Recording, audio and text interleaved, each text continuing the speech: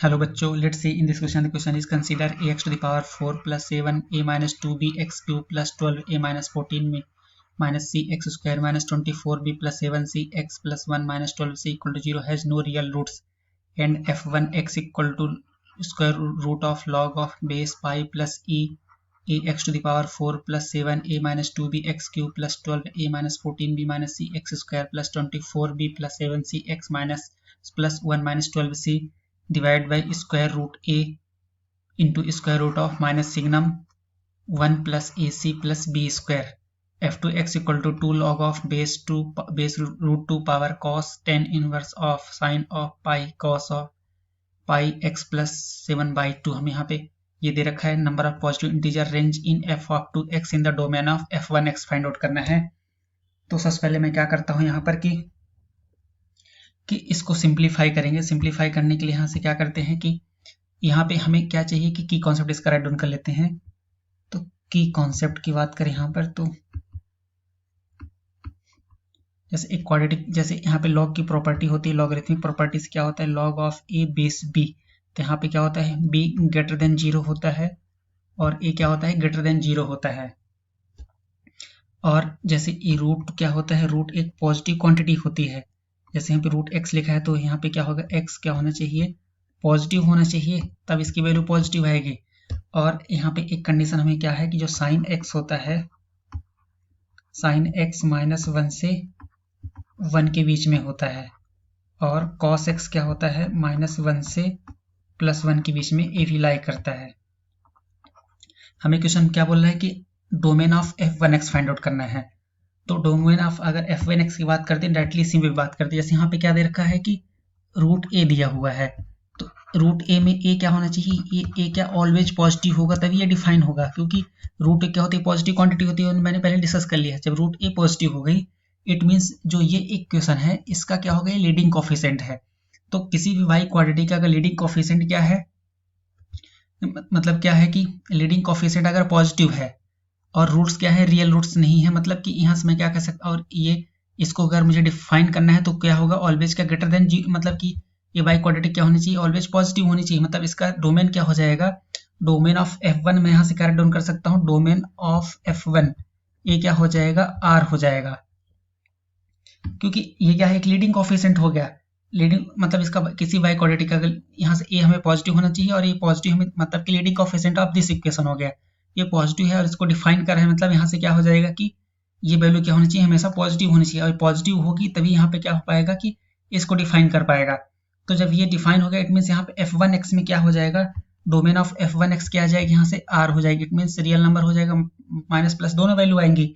तो यहाँ से डोमेन ऑफ फंक्शन क्या हो गया यहाँ पे r हो गया। नेक्स्ट क्या करते हैं कि f2 की बात कर लेते हैं। तो f2 में हमें क्या दे रखा है तो f2 of x equal to हमें यहाँ पे दे रखा है क्या 2 log बेस रूट 2 और यहाँ पे क्या दे रखा है ये cos tan inverse of sine tan inverse of sine यहाँ पे क्या हो जाएगा पाई कॉस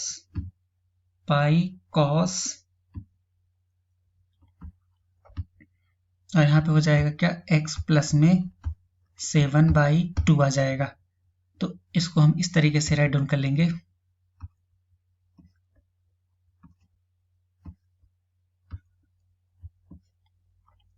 तो सबसे पहले मैं क्या करता हूँ कि इस कंप्लीट सॉल्यूशन को हम यहाँ से क्या कंसीडर कर लेते हैं, इसको y कंसीडर कर लेते हैं। इसको अगर यहाँ से मैं y लिख लेता हूँ तो यहाँ पे क्या वैल्यू हो जाएगी, ये हो जाएगा 2 log हो जाएगा बेस 2 और पावर में क्या आ जाएगा यहाँ पे हो जाएगा ये cos y हो जाएगा। लेकिन अब यहाँ पे हम क्या करते हैं कि यहाँ से स्टार्ट करते हैं। हमें ये क्या लिखा है cos में लिखा है पाई, लिखते हैं इसको पाई x हो जाएगा और प्लस में क्या आ जाएगा 7π/y हो जाएगा यहाँ से 2। इसके अकॉर्डिंग अगर हम देखें तो 7π/2 इट मीन्स ये π/2 होगा, ये 3π/2 होगा, फिर 5π/2, फिर 7π/2, 7π/2 plus x pi X. It means हम यहाँ पे कहाँ पे आ गए फोर्थ क्वाड्रेंट में आ गए। फोर्थ क्वाड्रेंट में आ गए इट मीन्स पॉजिटिव हो गया साइन। तो इट मीन्स इस क्वाड्रेंट में साइन सेक और कॉसेक क्या पॉजिटिव होता है, इट मीन्स यहाँ पे क्या आ जाएगा, ये पाई एक्स के इक्वल आ जाएगा। Cos pi x plus pi 7 पाई/2 हो गया, साइन पाई एक्स के इक्वल आ गया। तो यहाँ पे ओवरऑल वैल्यू हमें क्या मिल गई, इसकी वैल्यू क्या हो गई, यहाँ से ये वैल्यू हमारे पास आ गई साइन पाई एक्स आ गई। अगर मैं इसमें पाई से मल्टीप्लाई कर देता हूँ तो ये कुछ इस तरीके से हो जाएगा। ठीक, फिर यहाँ पे क्या है, साइन है, तो इसको क्या लिखेंगे, साइन ऑफ क्या हो जाएगा, pi cos of pi x plus में हो जाएगा यहाँ से 7 पाई/2 आ जाएगा। ये कुछ ऐसे हो जाएगा। इक्वल टू यहाँ पे क्या लिखेंगे, साइन में हो जाएगा क्या, पाई साइन पाई एक्स। तो हमें पता है कि जब ये वैल्यू -1 से 1 के बीच में लाई कर रही है, ये वैल्यू क्या हो जाएगी, -1 is less then sine pi x is less then क्या हो जाएगा, 1।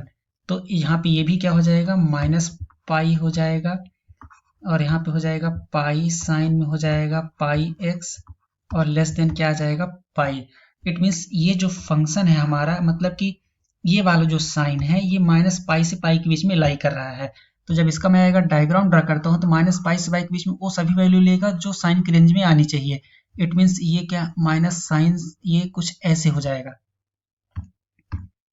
अगर मैं इसको यहाँ पे ड्रॉ करता हूँ तो यहाँ पे आ जाएगा क्या, ये डायग्राम हो जाएगा, जिसमें यहाँ पे क्या होगा, ये -पाई होगा और यहाँ पे क्या होगा, +पाई होगा। तो हम क्या देख रहे हैं कि जब -पाई से हम +पाई जा रहे हैं तो जो हमारा साइन वाला फंक्शन है चारों क्वाड्रेंट में ट्रेवल कर रहा है। तो यहाँ से मैं कह सकता हूँ कि यहाँ पे इसकी सारी वैल्यू हो रही है, तो मैं यहाँ से ये लिख सकता हूँ कि जो साइन पाई है ऑफ साइन पाई एक्स, ये कि इसकी वैल्यू कहाँ से कहाँ के बीच में आ रही है, -1 से क्या -1 से +1 के बीच में लाई कर रहा है। -1 से कहाँ के बीच में लाई कर रहा है, +1 मतलब क्लोज इंटरवल के साथ आ रहा है। तो यहाँ पे एक मिनट, इसको ऐसे लिखते हैं कि जो ये वैल्यू आ रही है, मतलब कि जो मेरी ये ओवरऑल वैल्यू जो होगी, ये कहाँ से कहाँ के बीच में लाई कर रही, -1 से +1 के बीच लाई कर रही।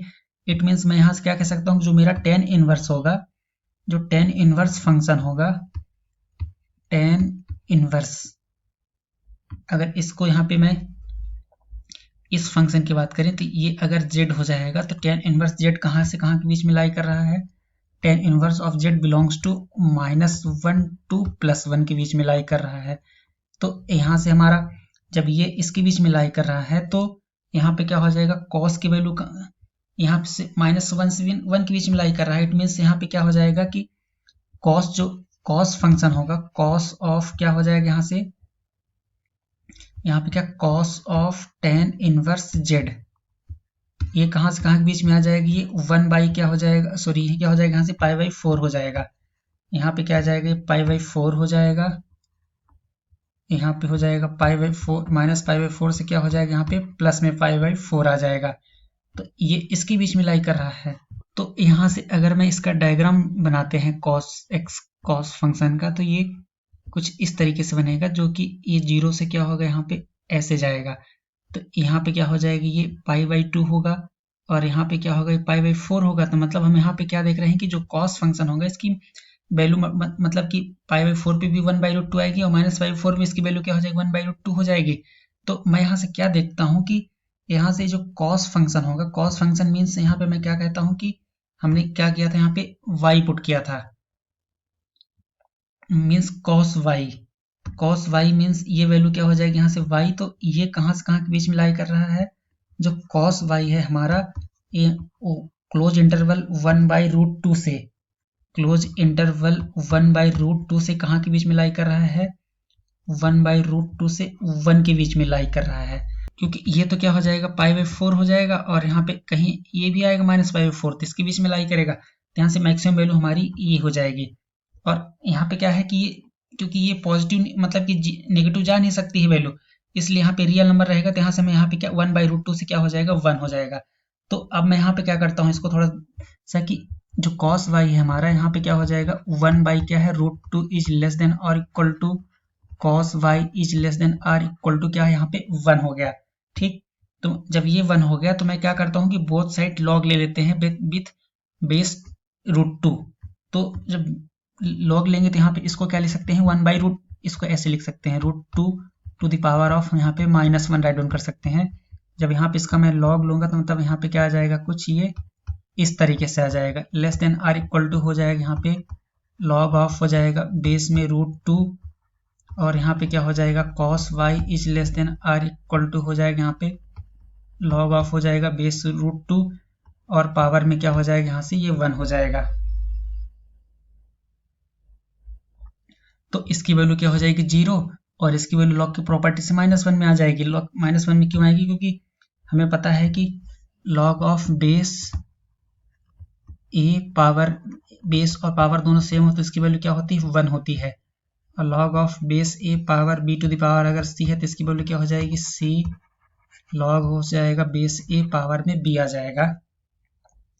तो इसके अकॉर्डिंग यहाँ से क्या लिखेंगे, हो जाएगा -1 हो जाएगा less than or equal to यहाँ पे क्या हो जाएगा रूट में 2 और यहाँ पे आ जाएगा cos y is less than or equal to 0 हो जाएगा।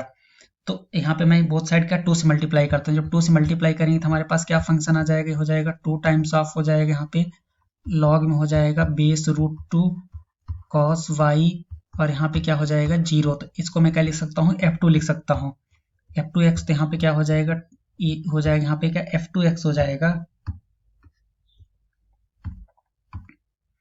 तो यहाँ पे हो जाएगा क्या f2x is less than or equal to 0। f2x is less than or equal to 0 हो गया। तो इसका मतलब क्या है कि जो हमारा रेंज ऑफ f2 है क्या क्या आ रहा है यहाँ पे वैल्यू -2 आ रही, -1 आ रही और 0 आ रही। लेकिन क्वेश्चन में हमसे क्या पूछा था कि यहाँ पे positive integer of range in f2। तो रेंज f2 में पॉजिटिव इंटीजर क्या है, यहाँ पे कुछ भी नहीं है क्योंकि सारी वैल्यू नेगेटिव आ रही है, फिर 0 आ रही है। पॉजिटिव इंटीजर यहाँ पे कुछ भी नहीं है, मतलब कि पॉजिटिव इंटीजर लिखेंगे यहाँ पे क्या लिखते हैं पॉजिटिव इंटीजर 0। तो अब डोमेन क्या है हमारा f1 का, डोमेन ऑफ f1 क्या है यहाँ पे हमने d बताया है।